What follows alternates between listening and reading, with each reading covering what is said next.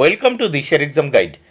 প্রিয় পঞ্চম শ্রেণীর পরীক্ষার্থী বন্ধুরা, তোমাদের জন্য এই ভিডিওটিতে আমি আলোচনা করতে চলেছি পঞ্চম শ্রেণী অর্থাৎ ক্লাস 5-এর ফার্স্ট সামারটিভ ইভ্যালুয়েশন টেস্ট 2026 অর্থাৎ 2026 সালের প্রথম ইউনিট টেস্টের পঞ্চম শ্রেণী বা ক্লাস 5-এর ইংরেজি বিষয়ের প্রশ্নপত্র সম্পূর্ণ উত্তর সহ এই ভিডিওটিতে আলোচনা করতে চলেছি। অবশ্যই তাই দেখে নিতেই হবে। ফুল মার্কস 20, সময় 40 মিনিট।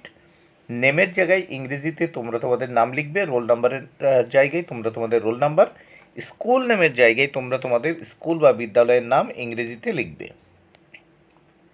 প্রথমে এক দাগে বলেছে, দেখে নেওয়া যাক কী বলেছে। Read the passage carefully and answer the question given below. এই প্যাসেজটা ভালো করে তোমরা পড়ে নেবে এবং নিচের প্রশ্নগুলির উত্তর দেবে। আমরা জাস্ট একবার প্যাসেজটা দেখে নিই কী বলেছে এখানে।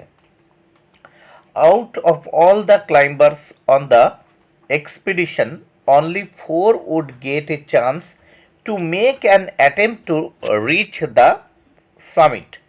Hunt, the team leader, selected 2 teams of climbers. The first team included Tom Bardillon and Charles Evans, while Edmund Hillary and Tenzing Norgay made up the second team. এবার আমরা প্রশ্নগুলি দেখে নেব। প্রশ্নে কি বলেছে তার উত্তরগুলো করে দিচ্ছি, দেখে নেওয়া যাক। এক দাগে অ্যান্সার দ্য ফলোয়িং কোশ্চেন্স। দুটি কোশ্চেন বা দুটি প্রশ্নের উত্তর করতে হবে। 2 মার্ক বরাদ্দ, প্রত্যেকটির জন্য 1 মার্ক করে বরাদ্দ। এ দাগের 1, who was the team leader of the expedition? Answer Hunt. Hunt was the team leader of the expedition. 2 নম্বর প্রশ্ন, who were the member of the first team? Answer Tom Bourdillon and Charles Evans were the members of the first team. Tom Bardillon and Charles Evans were the members of the first team. B দাগে দেখব, write T for true and F for false statement in the given boxes. নিচে দুটো স্টেটসমেন্ট রয়েছে, যেটি সত্যি তার পাশে টি লিখবে বা ট্রু, আর যেটি মিথ্যা তার পাশে লিখবে এফ বা ফলস।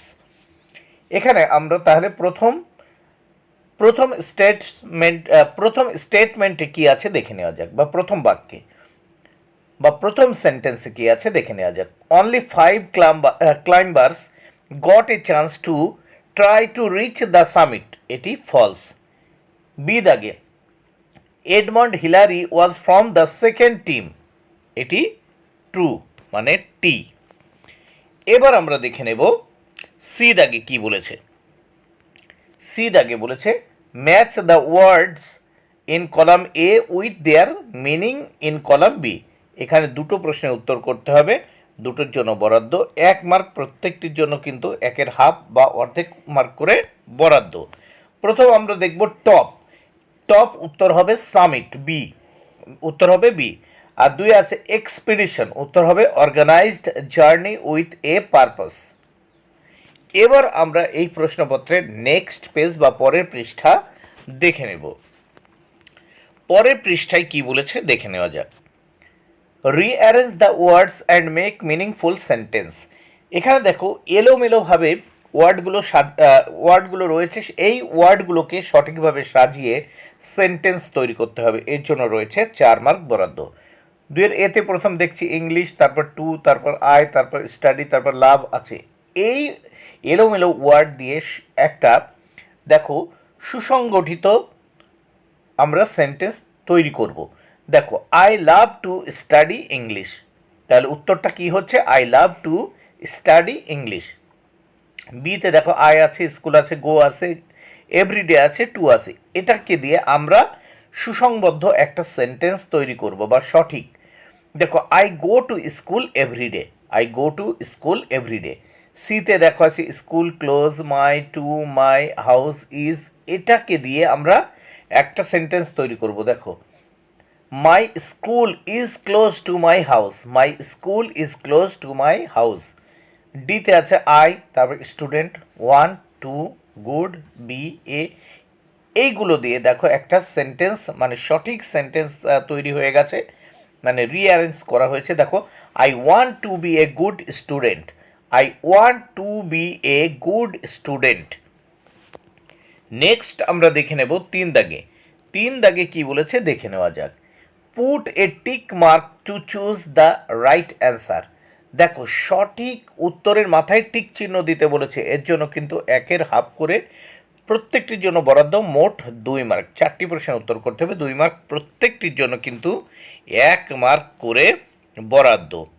তাহলে আমরা দেখে নেব 3-এ গান্ধীজিস ড্রেস সারপ্রাইজড দ্য বয়।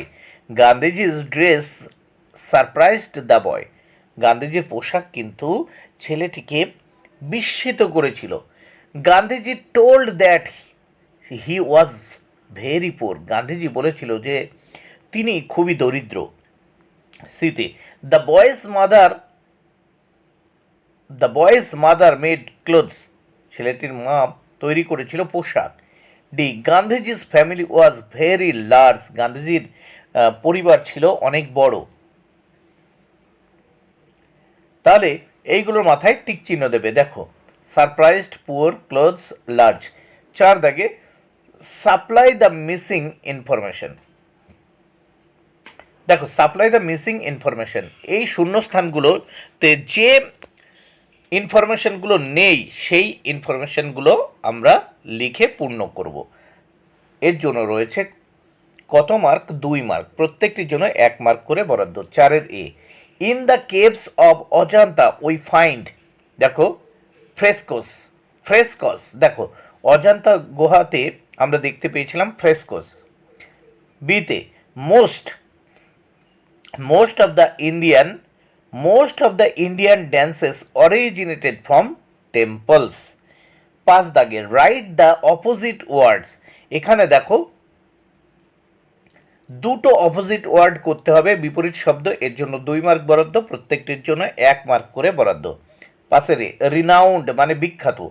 এবার দেখো, অবস্কিওর মানে অখ্যাত, আননোন মানে অপরিচিত।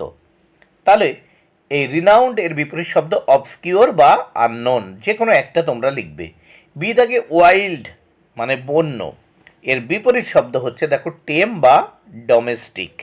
টেম বা ডোমেস্টিক। এবার আমরা দেখে নেব 6 দাগে কি বলেছে।